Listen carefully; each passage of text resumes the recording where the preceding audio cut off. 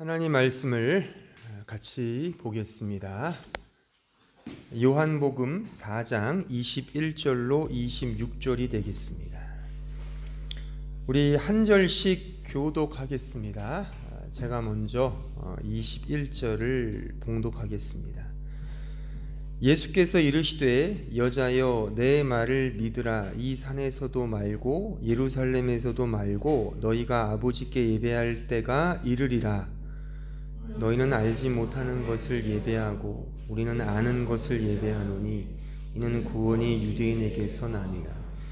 아버지께 참되게 예배하는 자들은 영과 진리로 예배할 때가 오나니 곧 이때라. 아버지께서는 자기에게 이렇게 예배하는 자를 찾으시느니라. 하나님은 영이시니 예배하는 자가 영과 진리로 예배할지니라. 여자가 이르되 메시아 곧 그리스도라 하는 이가 오실 줄을 내가 아노니 그가 오시면 모든 것을 우리에게 알려주시리이다. 예수께서 이르시되 내가 말하는 내가 그라 하시니라. 아멘. 제가 예전 신학대학원을 다닐 때 어떤 교회에서 인턴십 교역자로 이렇게 소위 훈련 받았을 때가 있었습니다. 그때 그 교회에서 이렇게 아주 강하게 외치던 구호 중에 하나가 예배의 감격에 빠지라 였습니다. 예배의 감격에 빠지라. 요새는 이제 많은 교회들이 이런 슬로건을 쓰더라고요. 예배의 감격에 빠지라. 자, 그러면 이 예배의 감격, 예배의 기쁨, 그게 뭘까요? 오늘 우리가 예배란 무엇인가를 이제 같이 나눌 텐데, 요 물음을 한번 제가 서론에서 던지면서 예배란 무엇인지에 대해서 함께 좀 나누고, 그래서 우리가 지금 배우고 있는 그 교회 생활 ABC, 그 교회 생활의 가장 기본적인 그 기본기를 함께 다지는 그런 시간이 되었으면 좋겠습니다.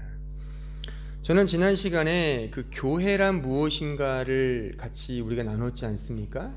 저는 이렇게 교회에 대한 본질을 설명해 드렸습니다. 교회는 바로 예수 그리스도를 절대적으로 의존하고 그를 따르며 그를 사랑하는 공동체다. 그렇죠? 근데 예배도 마찬가지입니다. 그 교회 안에 소속된 이런 신자들이 매 주일마다 혹은 매일마다 공예배든 어떤 예배든 간에 예배를 드리는 그 본질과 내용도 이와 같다는 것입니다. 이 부분을 제가 오늘 성경의 말씀을 근거로 하여 하나하나 설명해 드릴 테니까 한번 들어보셔서, 여러분들이 매주마다 예배를 드리는데 이 예배에서 우리가 기쁨과 감격을 얻는데 그게 뭔지를 다른 거 아닌 이 성경의 말씀을 근거로 제가 아주 분명하게 말씀을 드릴 테니까 한번 잘 들으시고 정리하시면 좋겠습니다. 먼저 오늘 본문의 말씀을 좀 먼저 생각해 보면, 오늘 본문의 말씀은 한 사마리아 여인과 예수님 간의 대화의 말씀이죠. 그 앞선 서론은 사실 각설하고 이제 이 내용은 이렇죠. 사마리아 여인이 예수께 묻습니다. 어디서 예배를 드려야 됩니까? 그러니까 이 여인은 사마리아 여인입니다. 그러니까 사마리아 여인과 유대인들은 상종을 안 하는 그런 사이였어요. 우리가 아는 바와 같이 거의 철천지 왼수 같은 그런 사이였거든요. 왜 그러냐면 주전 722년에 북쪽 이스라엘이 아수르에 의해, 지금의 아시리아에 의해 멸망을 당합니다. 그러니까 멸망을 하면 그 제국이 들어와서, 그 당시 북쪽 이스라엘의 수도가 사마리아였거든요. 거기에 많은 외국인들이 들어와서 같이 살다 보니까 어떻게 됩니까? 당연히 눈이 맞고 서로 결혼하고 뭐 이렇게 해서 혼혈인들이 많이 생겨나요. 그러니까 원래 유대인과 사마리아인은 같은 유대인 이스라엘 백성들이었는데 그 사마리아 그 도시에 유입된 외국인들에 의해서 그 거룩한 씨가 훼손됐다 그겁니다. 그래서 유대인들은 그 사마리아인들을 볼 때 아주 더럽고 아주 그 비참한 그런 사람들로 취급을 했단 말입니다. 그래서 그때 이후로 자연스럽게 예배의 성소도 나눠져요. 그래서 사마리아 사람들은 자신들이 있는 그 세겜 땅에 그 그리심산이라고 있어요. 거기서 하나님께 예배를 드렸고 유대인들은 예루살렘 성에서 예배를 드렸단 말입니다. 그렇게 예배의 장소가 나뉘면서 수백 년 동안 흘렀단 말이죠. 그러니까 이 여인은 예배를 드리는 여자였어요. 어쨌든 간에 다 예배를 드렸어요. 이들의 종교적 문화였으니까. 근데 이제 약간 좀 선지자 같은 저 사람을 만나니까 그참에 물어본 거예요. 도대체 어디서 예배를 드려야 합니까? 당신들은 예루살렘에서 예배를 드려야 된다고 하고 우리 사람들은 저 세겜 땅에 있는 그 그리심산에서 예배를 드려야 되는데 어디가 맞습니까? 우리로 말하면 어디서 예배를 드려야 하나님이 잘 기뻐 받으십니까?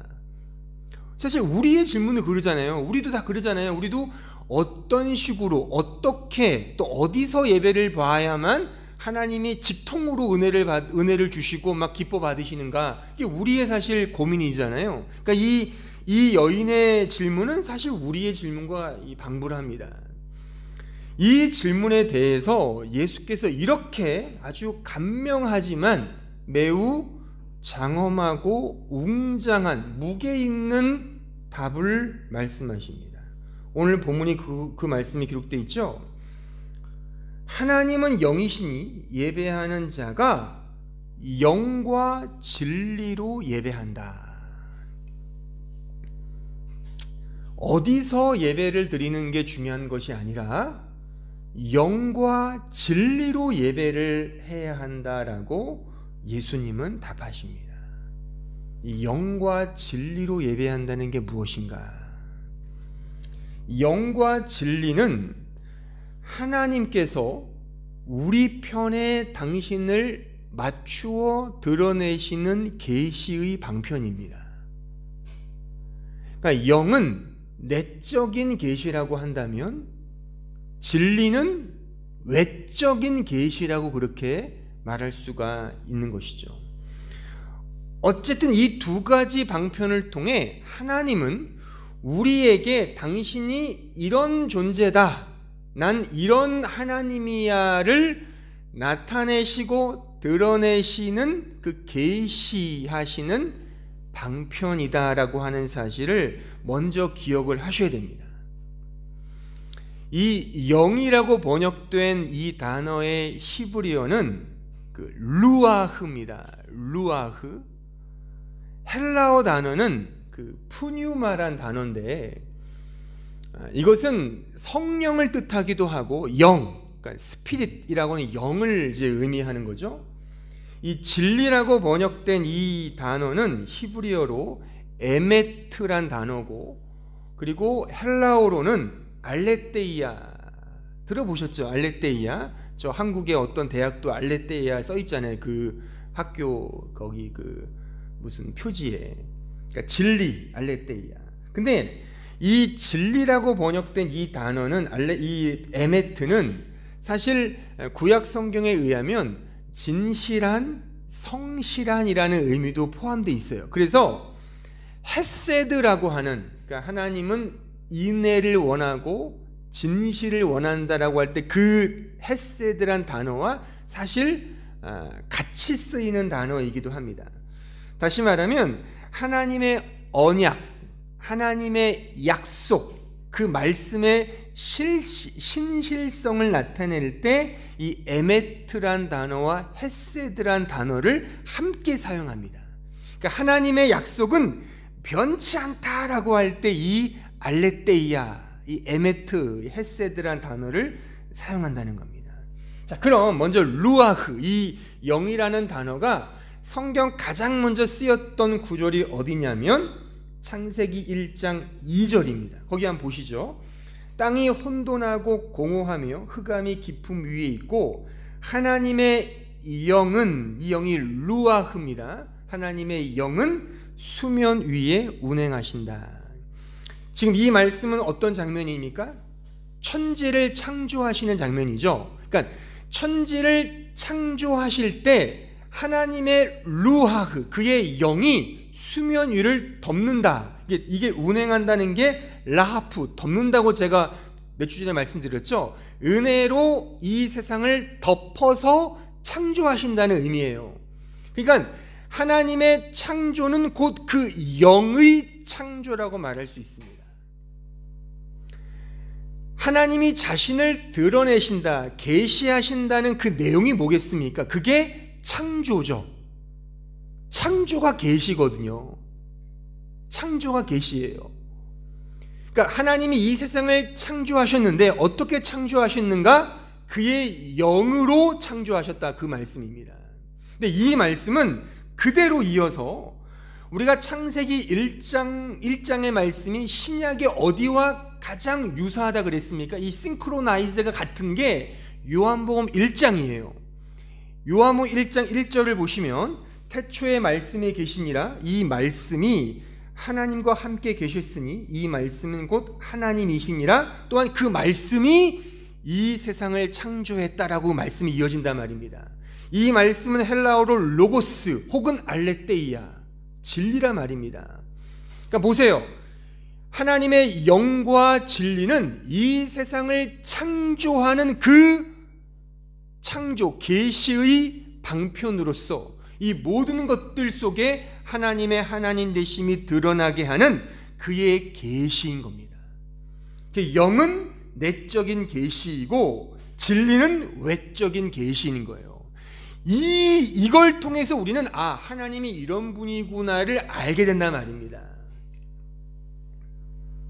계시는 그래서 하나님의 존재를 우리에게 알게 하는 하나의 중재자 혹은 중보자인 거예요.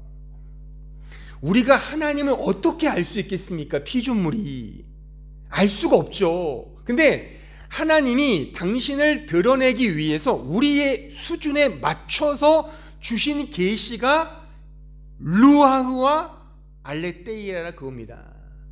영과 진리를 통해 당신의 당신 되심을 우리에게 알려주셨단 말입니다. 그게 계시의 중보자인 거죠. 그러면 이 계시의 중보자, 중재자가 뭡니까? 누굽니까? 하나님의 창조 역사의 근거, 하나님의 하나님 되심의 그 계시의 중심이며 근거, 그의 백미, 예수 그리스도죠. 자, 말씀 보겠습니다. 요한복음 1장 14절.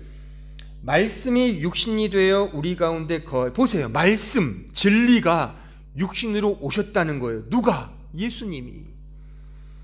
우리가 그 영광을 보니 아버지의 독생자 영광이요 은혜와 진리가 충만하더라. 요한이 그에 대하여 증언하여 외쳐 이르되 내가 전에 말하기를 내 뒤에 오시는 이가 나보다 앞선 것은 나보다 먼저 계심이라 한 것이 이 사람을 가리킴이니라 하니라. 우리가 다 그의 충만한 데서 받으니 은혜 위에 은혜로라.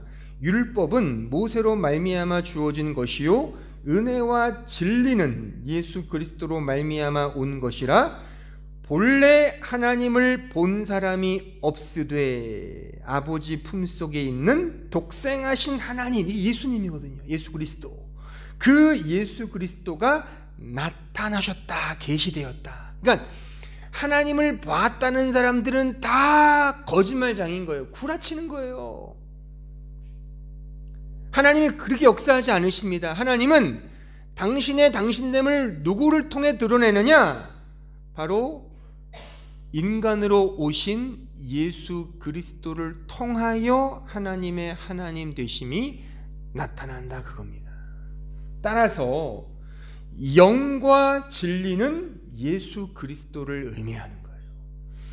그러니까 이 본문에서, 오늘 읽은 본문에서 영과 진리로 예배하라라고 하는 그 말씀은 바로 예수 그리스도, 메시아 그리스도, 그 중심으로 예배를 드려라, 그 말씀인 겁니다. 또한 친절하게도 이 본문에 이어지는 말씀을 보면 우리가 읽었던 말씀처럼 사마리아 여인이 묻죠. 메시아 그리스도가, 그가 오시면 모든 것을 알려주신다는데 맞나요? 그때 예수가 뭐라 말씀해요? 오늘 본문 마지막 절, 바로 그가 나야 말씀하시잖아요. 그래서 성경은 예수 그리스도를 가리켜 길이요 진리요 생명이다 라고 말하는 겁니다. 또한 성경은 그 예수가 보내시는 영을 어떤 영이라고 그래요? 진리의 영 혹은 그리스도의 영이라고 하는 거예요. 그러니까 성령도 그리스도의 영인 거예요. 소위 성령 운동하시는 분들 종종 막 이렇게 방언하고 막 그러잖아요. 너무 유난히 성령님을 너무 지나치게 이렇게 삼위일체적으로 이해하지 못하고 이 그리스도의 영의 의미로 이해하지 못하고 어떤 신비로운, 제가 좀 이따 말씀드리겠지만 그런 식의 종교적인 영으로서 이해하면 사실 그건 잘못된 영입니다. 가짜 영이고 그건 귀신이고 그건 사탄이지, 그건 이 성경이 말하는 영이 아닙니다. 자, 요한복음 14장 16절 보세요. 내가 아버지께 구하겠으니 그가 또 다른 보혜사, 이 보혜사가 성령이거든요. 보혜사를 너희에게 주사 영원토록 너희와 함께 있게 하리니 그는 진리의 영이라. 세상은 능히 그를 받지 못하나니 이는 그를 보지도 못하고 알지도 못함이라. 그러나 너희는 그를 아나니 그는 너희와 함께 거하심이요 또 너희 속에 계시겠음이라. 내가 너희를 고아와 같이 버려두지 아니하고 너희에게 오리라. 보세요. 내가 온다면서 그 온다는 걸 뭐라고 말하는 거예요? 진리의 영으로 온다는 겁니다. 그래서 이것을 사도 바울은 로마서 8장 9절 보세요. 만일 너희 속에 하나님의 영이 거하시면 너희가 육신에 있지 아니하고 영에 있나니 누구든지 그리스도의 영이 없으면, 그리스도의 영이 없으면 그리스도의 사람이 아니라. 그러니까 성령, 영을 그리스도의 영, 진리의 영이라고 말씀한단 말입니다. 자, 그러므로 영과 진리로 예배한다는 것은 예수 그리스도 안에서 드려지는 예배를 의미합니다. 그 예수님이 영이시며 그 예수님이 진리 그 자체이십니다. 그래서 영과 진리로 예배하라는 것은 예수 그리스도 중심으로 예배하라, 그런 의미입니다. 따라서 저는 예배의 본질을, 지금까지 이렇게 막 설명한 이 얘기를 이제 예배의 본질 3가지로 제가 집중해서 그 정의를 내려보도록 하겠습니다. 첫째, 예배란 무엇인가? 예배는 예수 그리스도만을 바라보는 것입니다. 예배는 예수 그리스도만을 바라보는 것입니다. 이 바라본다는 이 동사에 주목을 해야 됩니다. 바라본다는 것은 찬송한다, 기뻐한다, 즐거워한다, 영광을 돌린다는 말과 같습니다. 자, 구약의 대표적인 시편 34편 1절을 보시겠습니다. 내가 여호와를 항상 송축하며 내 입술로 항상 주를 찬양하리이다. 내 영혼이 여호와를 자랑하리니 곤고한 자들이 이를 듣고 기뻐하리로다. 여기에 제가 강조를 두어 읽었던 이 동사들, 송축하라, 찬양하라, 자랑하라, 기뻐하라가 바라본다라고 하는 의미인 것이죠. 여기에 여호와라는 이 단어는 야훼죠. 이게 사실 엄밀히 말하면 예수님을 의미하는 겁니다. 예수 그리스도, The Lord, 주님을 의미하는 겁니다. 자, 신약의 말씀을 인용해 보면 로마서 5장 1절 보십시오. 그러므로 우리가 믿음으로 의롭다 하심을 받았으니 우리 주 예수 그리스도로 말미암아 하나님과 화평을 누리자. 또한 그로 말미암아 우리가 믿음으로 서 있는 이 은혜에 들어감을 얻었으며 하나님의 영광을 바라고 즐거워하느니라.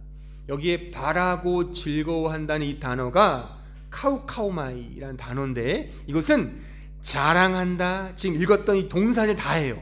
자랑한다, 송축한다, 찬양한다, 기뻐한다, 즐거워한다, 영광을 돌린다, 글로리파이한다, 그런 다 의미가 되는 거예요. 카우카우마이.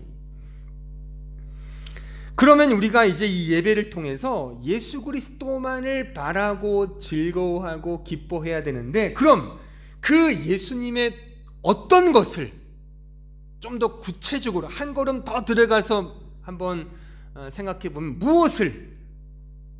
무엇을 기뻐하고 무엇을 자랑하느냐? 힌트가 안 생깁니까? 무엇을 자랑해요? 성경이, 특히 사도 바울이 나는 이거 외에는 자랑 안 해. 갈라디아서 6장 14절, 그러나 내게는 우리 주 예수 그리스도의 십자가 외에 결코 자랑할 것이 없으니 그리스도로 말미암아 세상이 나를 대하여 십자가에 못 박히고 내가 또한 세상을 대하여 그러하니라. 바로 예수 그리스도의 십자가인 겁니다. 십자가는 고난이죠. 죽음을 의미하는 겁니다.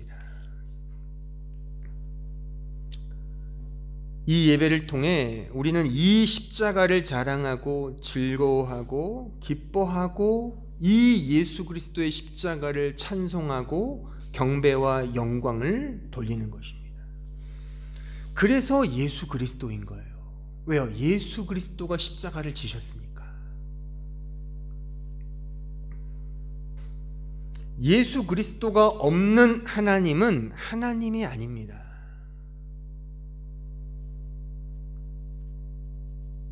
사실 이렇게 말하면 좀 오해할지도 모르겠지만 한번 잘 들어보세요.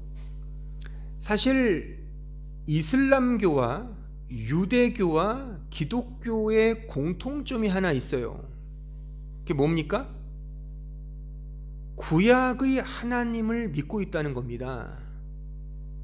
그래서 제가 예전에 한국에 있을 때 제가 살던 그 강을 넘어가면 거기 강서구인가? 거기에 이슬람 큰 사원이 있어요. 거기 맞나요? 강서구? 이태원. 이태원 쪽에 큰 이슬람 사원이 하나 있어요. 가보셨어요? 제가 한번 우리 애들이 조그만할 때에서 한번 이런 데도 가봐야 돼 하고서 데려갔었어요. 했는데 거기 가니까 박물관이 쭉 있어요. 있는데 거기에 이제 우리의 호기심을 당기는 구약의 하나님은 이슬람과 유대교, 기독교와 공통적이다 그렇게 써 있는 것 같아요. 이렇게 쭉 보니까 자세히 보지는 않았지만, 그러니까 사실 그래요. 그러니까 보세요. 이슬람교도 알라라고 하는 하나님을 믿어요. 그게 구약의 하나님이에요. 알라라는 뜻 자체가, 그 단어 자체가 하나님이라는 뜻 그 말과 똑같아요. 근데 그 알라를 믿는 이슬람교는 예수 그리스도를 안 믿지 않습니까? 한낱 하나의 선지자로만 인정을 할 뿐이지, 더 마호멧을 그들은 더 숭상하잖아요. 예? 그러니까 우리 기독교가 기독교인 이유는 예수 그리스도인 겁니다. 십자가를 지신 예수 그리스도. 성경에 말하죠. 그를 통해서만 하나님을 본다니까요. 그러니까 삼위일체 교리적으로 말하면 성자 하나님을 통해서만 성부를 알 수 있는 겁니다.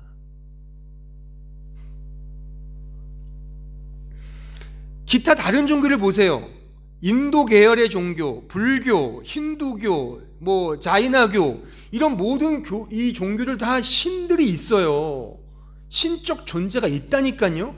그것을 굳이 하나님이란 단어를 쓰지 않더라도 어떤 초월적인 신들이 있단 말입니다. 근데 거긴 뭐가 없어요? 예수가 없어요. 마니교, 조로아스터교 다 초월적인 신이라는 존재가 있어요. 그 신의 개념을 이렇게 잘 따지면은 구약의 하나님과 굉장히 유사합니다. 사실 특히 조로아스터교에서도 선의 신, 악의 신이 있어요.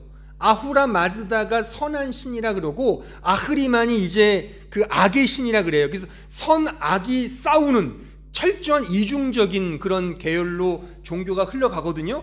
그 영향을 종교들이 많이 받았어요. 그러니까 초월적인 신을 다 인정합니다. 유일신, 그 유신론을 다 인정한다니까요. 다만 예수 그리스도만 없어요. 특히 십자가는 없습니다. 철학도 다 초월적 신을 인정해요. 그 플라톤의 이데아 세상, 이데아 세계도 어떤 초월적인 존재를 상정합니다. 임마누엘 칸트도 신을 인정해요. 윤리적 차원에서의 신 존재를 요청합니다. 신 존재를 거부하지 않아요. 칸트도요. 프리드리히 헤겔 절대 정신으로서의 신을 인정하잖아요. 절대 정신, 하나님이거든요. 그게 그 존재가. 그러니까 제가 이런 예를 들은 것은 우리 인간은 무신론자가 없습니다. 인간은 나는 무신론자라고 말하는 사람은 이미 유신론을 가정하고 무신론을 말하는 거잖아요. 그러니까 이 세상에 존재하는 인간치고 이성을 가진 인간치고 철저한 무신론자는 없습니다. 우리는 하다못해 개똥 철학이라도 그 신념을 가지고 있어요. 그 신념이 그에게는 신이거든요. 우리는 다 어떤 모양, 어떤 식으로든 하나님이라는 존재를 가정하고 전제합니다. 하지만 예수 그리스도와 그의 십자가는 없습니다. 저는 그래서 좀 안타까운 심정으로 여러분들에게 묻고 싶은 겁니다. 여러분들은 과연 진짜 예수 그리스도를 믿으시느냐? 이 예배를 통해 이 예배 속에서 그냥 막연하고 추상화된 신, 내가 잘못 살면 벌 받지, 지옥 가기 싫어, 구더기가 막 있는 그런 데는 가기 싫어, 그래서 교회에 와서 예배를 보신다면 여러분들은 하나님을 예배하는 게 아닙니다. 여기 기독교라는 곳에 와서 예배를 드리든 저 불교 사찰 가서 뭐 아미탑을 하든 이슬람 사원에 가서 그냥 뭐 이렇게 절을 하든 상관이 없어요. 그건요. 그런 종교심은 누구나가 있다니까요. 우리 안에 진짜 이 예배를 통해 예수 그리스도, 역사상에 오신 그 육신으로 오신 예수님, 우리를 위해 십자가를 지신 그 예수 그리스도, 그를 바라고 향하고 있느냐? 그걸 우리가 물어야 된다는 것입니다. 비기독교인마저도 그 안에다 종교성이 있다는 사실을 우리는 기억을 해야 돼요. 믿지 않는 자들도 이사를 하면 꼭 언제 합니까? 손 없는 날 하죠. 손 없는 날, 게스트 없는 날. 손이 뭐예요? 귀신이에요. 그 왜 믿지 않는 자들이 그런 날을 타령합니까? 어떤 초월적인 걸 믿고 있다는 증거거든요. 2주 전에 추석이었죠. 추석에 그 추석 차례상 차리잖아요. 왜 합니까 그거? 조상신이 와서 먹는다는 거잖아요. 무슨 완전히 SF 영화죠. 어떻게 무슨 조상신이 와서 먹는데요. 그걸 또 어떤 제가 유튜브에서 보니까 그걸 공익 광고로 나오더만요. 그런 게 조상신이 쭉 들어와서 이렇게 뭐 먹는 걸 하면서 조상신을 잘 섬겨야 됩니다. 그렇게 아주 코미디죠. 근데 그게 우리 모두에게는 그냥 문화예요. 문화. 왜 재채기하면 God bless you 합니까? 우리 독일 말로는 게준타이트 왜 하는 것 같아요? 여러 썰이 있는데요. 사람이 재채기를 하잖아요. 그러면 우리의 몸에 있던 홀령이, 영혼이 나간다고 생각을 했대요. 그래서 나가는 걸 빨리 들어오게 하기 위해 신의 가호를 비는 거죠. God bless you. 게준타이트. 혹시 너 그러면 혼 나가면 큰일 나. 그런 썰이 원래 우리 근원적인 썰이 있습니다. 그게. 그래서 그런 말을 후렴 쪽으로 붙이는 겁니다. 그게 뭐예요? 그게 다 우리 안에는 종교성이 있단 말입니다. 어떤 신적인 존재를 믿어요. 문지방에 앉으면 복 나간다. 거기에 뭔가 신이 있나 보죠. 그런 감각이 있단 말입니다. 근데 그런 감각을 가지고 예배를 드린다? 그럼 도대체 누구의 예배를 드리는 겁니까? 우리가. 우리의 종교성을 의심해 보셔야 됩니다. 내가 진짜 하나님을 믿고 있는가? 혹 나의 종교성 때문에 이런 예식을 하고 있는 건 아닌가? 이게 무서운 얘기입니다. 여러분들의 예배가 진짜 예수 그리스도를 향해 가고 있지 않다면 그냥 막연한 신, 그 신이 내 자신일 수도 있죠. 나의 안녕과 나의 복과 나의 행복과 나의 기쁨과 나의 평안을 위해 예배를 볼 수도 있다는 사실입니다. 아니죠. 이런 사람들이 대다수죠. 현대 교회는요. 그래서 기독교는 철저히 영과 진리로 오직 예수 그리스도, 우리를 위해 이 세상에 오셔서 십자가를 지신 그 예수 그리스도와 그 십자가를, 성경을 보면 그 이야기밖에 없잖아요. 예수님의 이야기밖에 없잖아요. 그 예수님에게 가는 겁니다. 성경을 통해 예수님을 알고 성경을 통해 예수님의 그 안 지식을 가지고 그 예수님을 향하여 그가 가신 십자가의 길을 이제 걸어가는 거예요. 따라서 예배의 본질 두 번째, 예배는 예수 그리스도만을 따르는 것입니다. 첫 번째는 바라는 것이라 그랬습니다. 두 번째는 따르는 겁니다. 그럼 뭘 따르겠습니까? 바로 십자가의 길을 따르는 겁니다. 십자가는 고난과 죽음을 의미한다 그랬습니다. 따라서 이 예배를 통해 내가 죽는 겁니다. 이게 예배를 드린다의 의미예요.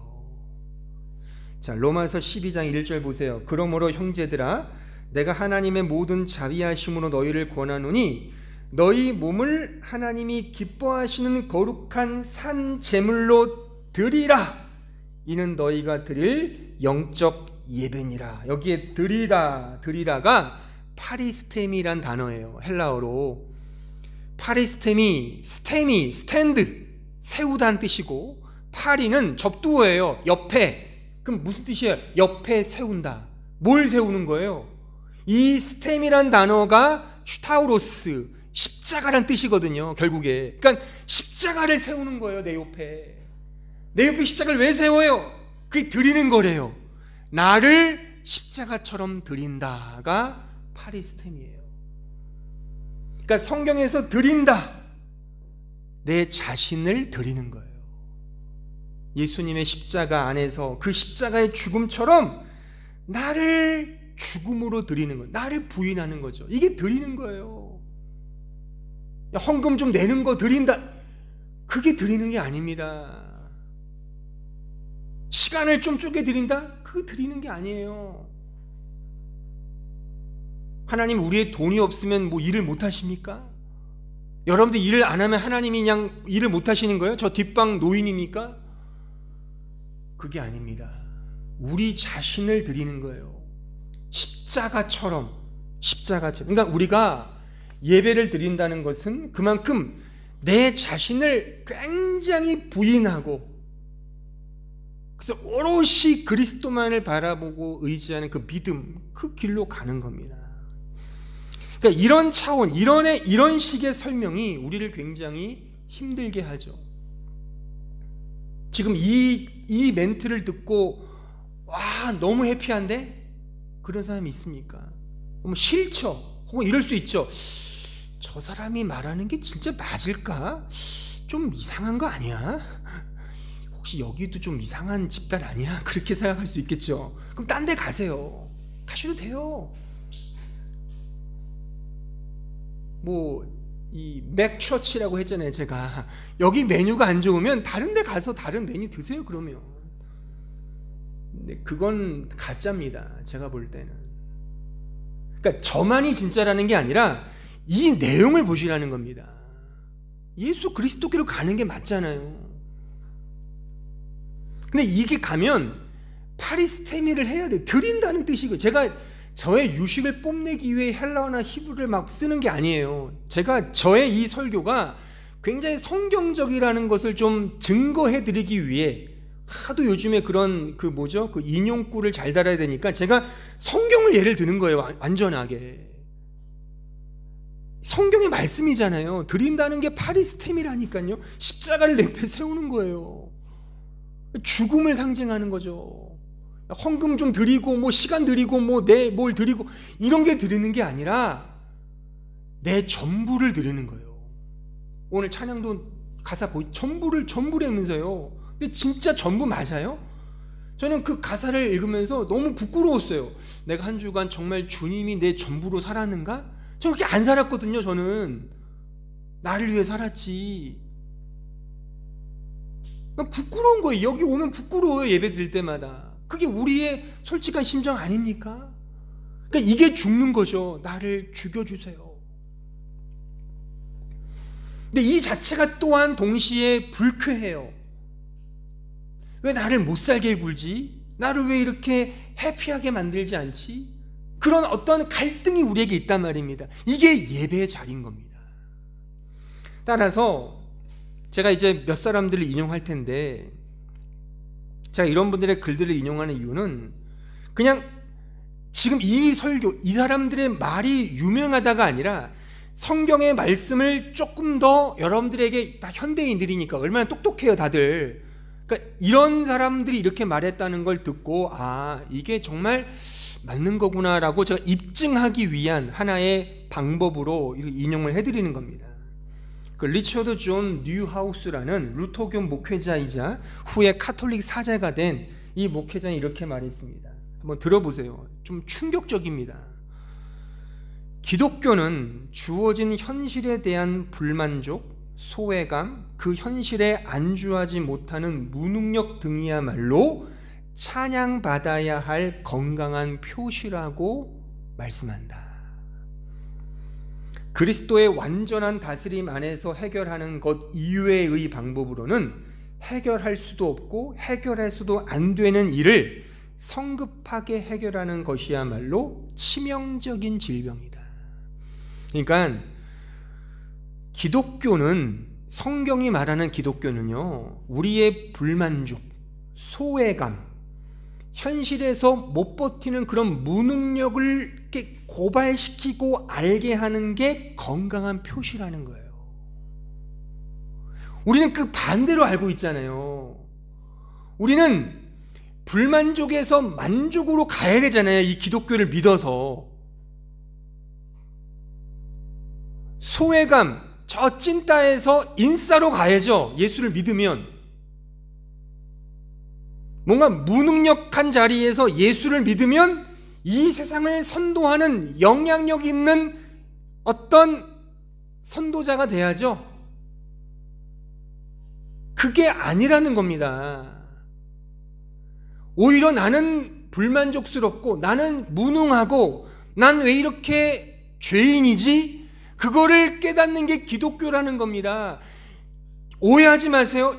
또는 너무 섣불리 다 그렇게 시작이 아닙니다. 죽을 때까지 이 과정을 걷는 거예요. 복음은 예수를 믿는 첫 관문으로만 이해하는 사람들이 있어요. 예수님 좋지, 나 옛날 20대 때 예수 만나서 세례 받았어, 그때 끝. 그럼 지금 뭐야? 지금은 뭐 일하고 사역하고 말씀 전하고 이런 것으로 대체되는 그런 게 아니라 우리는 죽을 때까지 복음 안에서만 이걸 깨닫고 가는 겁니다. 따라서 그리스도의 통치, 완전한 다스림 외에 다른 것으로 해결하라는 그 모든 것들이 다 우리 신자 현대 교회의 질병이라고 이 뉴하우스는 질타하고 있습니다. 이탈리아의 카톨릭 문인인 조바니 파파니는 이렇게 말했어요. 제가 여러 번 이 사람을 인용을 했는데, 기독교 신앙은 본질적으로 인간성에 반대된다. 하지만 오늘날 우리의 신앙은 그 반대죠. 얼마나 인간성과 부합되느냐로 우리는 다 기독교의 인기를 구가하고 있지 않습니까? 계속해서 덴마크의 철학자의 신학자인 키에로 케골은 이렇게 말했습니다. 기독교만큼 인간을 불쾌하게 만드는 것 없고 기독교보다 인간에게 반감을 불러일으키는 것은 없다. 여러분들이 진짜 복음을 알면 기독교의 복음은 나에게 불쾌감을 주고요, 반감을 줍니다. 그렇게 가는 게 맞아요. 왜요? 나를 죽이라고 하는데. 여러분들이 이 기독교의 진짜 복음을 듣고도 불쾌감을 느끼지 못하고 반감을 느끼지 못한다면 둘 중에 하나입니다. 진짜 복음이 아니든가 여러분들이 오해하든가. 정말 나를 죽인다, 가사로 읽었잖아요. 아까 주님이 내 전부라면서요. 전부냐고요. 진짜 말장난 하지 마시고 그냥 상상 속에서 추측하는 거 말고 그냥 종교성에 의해서 그냥 그렇게 믿어야 되는 거야 라고 하는 우리 모두가 통용하고 있는 그런 종교적 용어로 쓰지 마시고 진짜 나의 삶의 전부가 주님 맞냐고요. 그렇지 않잖아요. 거기서 우리는 뭔가 반감이 생겨야 돼요. 저 목사가 말하는 메시지가 진짜 맞아? 반감이 들죠? 그게 진짜라니까요. 진짜입니다. 그게. 왜 우리를 죽이게 하는데 죽음이 좋은 사람이 있습니까? 없습니다. 다 살고 싶죠. 근데 성경은 죽으라고 한다니까요. 이 독일의 사회운동가에 하면서 신학자인 그 본헤퍼가 말했잖아요. 그의 찬양도 유명하잖아요. 그의 찬양 많이들 부르시던데 그가 어떤 맥락에서 그런 찬양과 글을 쓴 줄 아십니까? 그리스도가 나를 부르신 것은 와서 죽으라고 부른 것이다. 그의 제자도의 일갈입니다. 근데 우리는 진짜 죽고자 하냐고요. 그러니까 반감이 생기죠. 불쾌하죠. 이게 기독교 복음이 맞다는 거예요. 그 갈등 속에 살아가는 거예요. 갈등 속에. 그러니까 저는 여러분들이 백보양보해서 일주일 6일 동안은 그냥 재밌게 사세요. 그럴 수밖에 없죠. 우리 그런 존재니까요. 근데 주일만큼은 와서 이거 듣자고요. 그래서 내가 정말 면목이 없습니다. 그렇게 가는 게 더 은혜롭지 않나요? 근데 오히려 반대로 말해요. 열심히 일하고 왔는데 교회도 왔는데 맨날 죽상하고 맨날 죽으라 죄인이라 그러니까 기분 나쁘네. 왜 내가 죄인이야? 미국에서는 총으로 목살 쐈다니까요. 여기는 총이 없으니까. 그렇죠.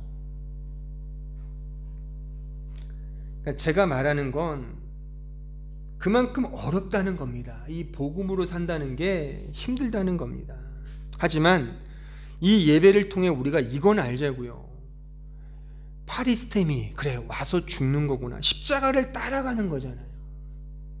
종교적인 어떤 용어로 이렇게 채색하지 마시고 정말 그냥 그대로 단순하게 내가 정말 주님을 따라가고 있는가, 그 안에서 회개하고 다시 매번 반복하는 거예요. 우리 반복하는 그 은혜가 있잖아요. 하나님이 언제나 용서해 주시고 함께 하시잖아요. 그 푸근함 속에 다시금 새 힘을 얻는 것, 이게 진정한 신자의 평안이 아니겠는가. 마지막 세 번째, 그래서 예배는 예수 그리스도 안에서 용서하는 것입니다. 용서하는 것. 고린도후서 5장 17절 보십시오. 그런즉 누구든지 그리스도 안에 있으면 새로운 피조물이라 이전 것은 지나갔으니 보라 새 것이 되었도다. 모든 것이 하나님께로서 났으며 그가 그리스도로 말미암아 우리를 자기와 화목하게 하시고 또 우리에게 화목하게 하는 직분을 주셨으니 곧 하나님께서 그리스도 안에 계시사 세상을 자기와 화목하게 하시며 그들의 죄를 그들에게 돌리지 아니하시고 화목하게 하는 말씀을 우리에게 부탁하셨느니라. 보세요. 이 말씀의 흐름을 쭉 보세요. 새로운 피조물이 되었죠? 그 피조물이 뭐라는 거예요? 하나님과 화목되었다는 거죠. 용서를 받았다는 거잖아요. 그럼 이제 그 화목해하는 말씀을 받은 자가 신자라는 거잖아요. 다시 말하면 용서를 받고 용서하는 자로 이 세상을 살아가는 자가 신자된 자, 새로운 피조물이다라고 이 성경은 말하고 있는 겁니다. 이 화목함의 구체성은 사랑함, 나눠줌, 배려함, 교제함 등등으로 많이 말할 수 있지만 사실 너무 추상적인 것 같아요. 사랑하자. 그 사랑이 뭡니까? 너무 추상적이잖아요.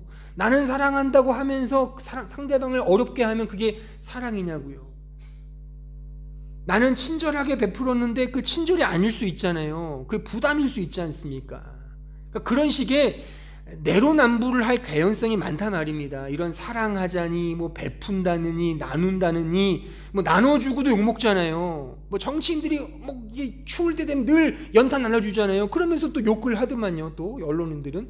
그러니까 이게 뭐냐고 이게. 그러니까 그런 너무 내로남불적인 말들을 좀 이런 매는 너무 이끼가 많이 덕지덕지 끼어 있으니까 그런 거 말고 용서를 받았으니까 용서하자고요. 이 예배를 통해 다시금 용서를 하나님으로부터 더 경험하고 이제 그 용서를 해주기 위해 결심하고 다시금 각오하고 다짐하는 게 이 예배를 통해 우리가 또한 경험하는 영적인 은혜인 것입니다. 주기도문도 말씀을 하죠. 우리가 우리에게 죄 지은 자를 사하여 준 것 같이 우리 죄를 사하여 주옵소서. 용서를 받고 용서를 해주는 겁니다. 이 예배는 바로 이 용서를 경험하는 겁니다. 계속 경험하는 거예요. 이 죄인 또 왔습니다. 주님 어찌합니까? 전 참 부끄럽습니다 라고 하면 주님은 용서한다. 그럼 또 우리는 그 하나님의 복음을 듣고 용서를 받은 거예요. 용서의 은혜를 받은 거죠.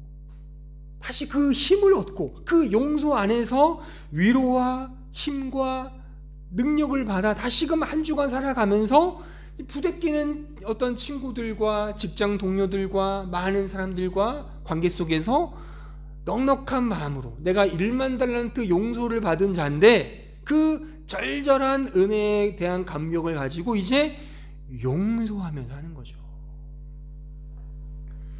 사랑한다는 것은 뭔가 모르게 좀 적극적이고 능동적이라서 요즘 시대에 좀 각광을 받는 것 같은데 용서한다면 너무 소극적이고 너무 좀 피동적인 것 같아서 조금 요즘 시대에는 이렇게 좀 활용도가 덜한 것 같아요. 근데 그러니까 이게 더 맞다고 저는 보는 거예요. 왜냐하면 나의 적극성, 나의 어떤 능동성은 오히려 어떤 자기 의가 덕지덕지 붙어 있을 수 있는 가능성이 크지만 내가 하는 게 아니라 내가 받는 것을 흘려주는 거니까 그런 용서와 사랑이 이 용서가 진정한 사랑의 구현이라고 저는 생각을 합니다. 또 오늘날의 이 현대 교회 기독교가 이 대사회적으로 펼쳐가야 할 어떤 사회적인 실천은 바로 용서라고 저는 단연코 말하고 싶습니다. 그러니까 얼마나 많이 사랑하자 말하잖아요. 근데 그 사랑의 내용을 가만히 들여다보면 다 자기 식대로 자기 좋을 대로 사랑을 펼쳐서 더 아프게 만들잖아요. 그것보다는 좀 더 소극적이지만 좀 더 내성적이지만 조금 더 피동적이지만 내가 받은 것 그대로 그냥 용서해 주는 그것이 우리가 이 시대 이 현대인들에게 줄 수 있는 최고의 복음 전도이며 사랑의 메시지라고 저는 생각을 합니다. 따라서 예배는 하나님으로부터 용서를 받고 다시 용서하는 자리로 가는 겁니다. 이거를 경험하는 거예요. 경험합니다. 따라서 예배는 세 가지 제가 말씀드렸습니다. 예수 그리스도를 바라보는 것이다. 또한 예수 그리스도를 따르는 것이다. 또는 예수 그리스도 안에서 용서하는 것이다. 용서를 받고 용서를 실천하는 것입니다. 오늘 말씀의 결론, 서론의 질문으로 다시 돌아가 보겠습니다. 예배의 감격에 빠지라. 어떻게 그 감격, 기쁨에 빠지는가? 사도 바울은 그의 고린도후서 11장 3절에서 이렇게 말해요. 그리스도를 향하는 진실함과 깨끗함에서 부패할까 두렵다. 그리스도를 향하는 진실함과 깨끗함에서 내가 부패되지 않기를 바란다라고 고린도 성도들에게 권면하고 또한 그가 고백을 하죠.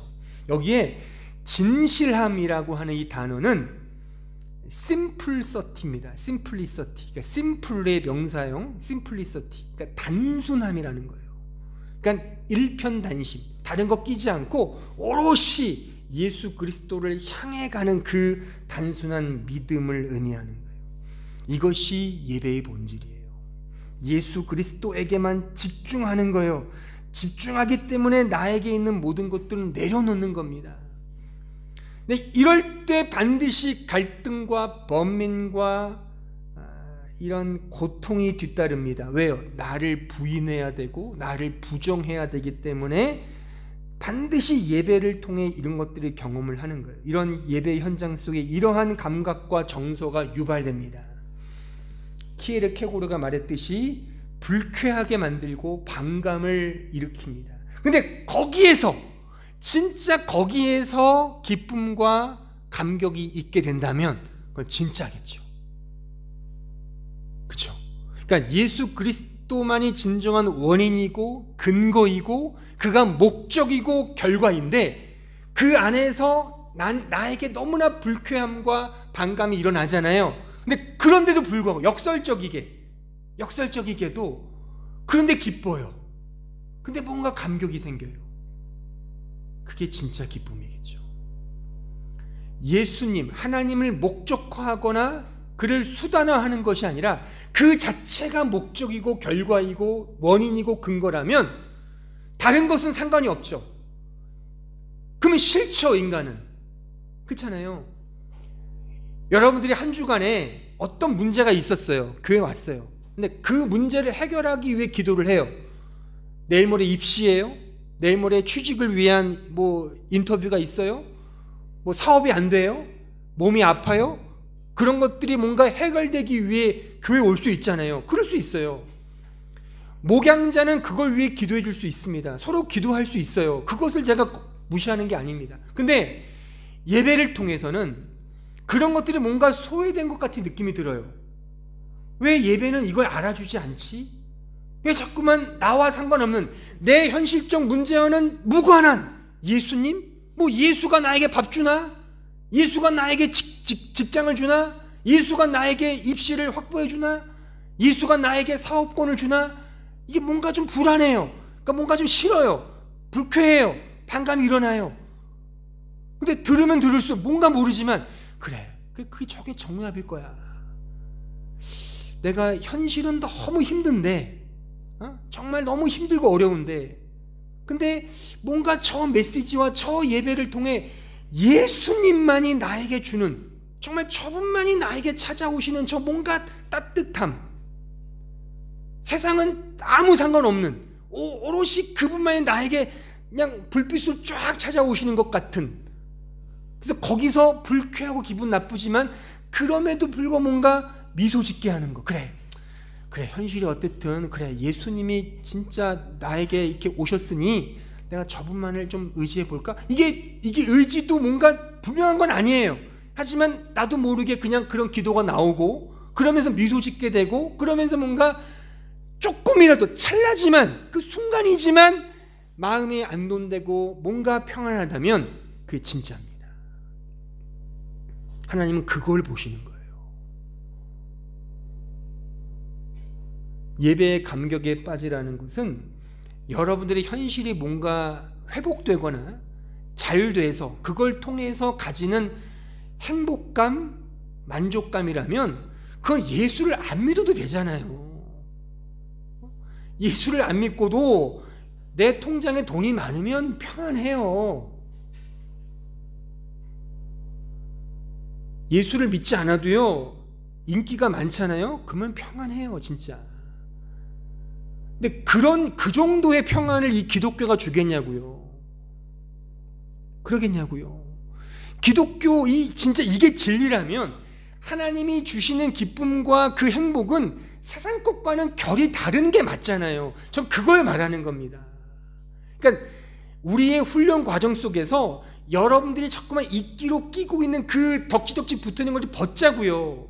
하나님을 향해 가고 있는데 내 안에 있는 뭔가를 채우기 위해서 뭔가 붙여놓은 것들을 다 박박 긁어내고 오롯이 예수님만을 바라보는 그 훈련을 하자고요. 쉽진 않겠지만 그런 훈련을 매주 하다 보면 세상과는 무관한 정말 영적인, 정말 신비로운, 정말 예수님만이 주시는 그 하나님의 놀라운 은혜의 따스함을 느낄 수 있단 말입니다.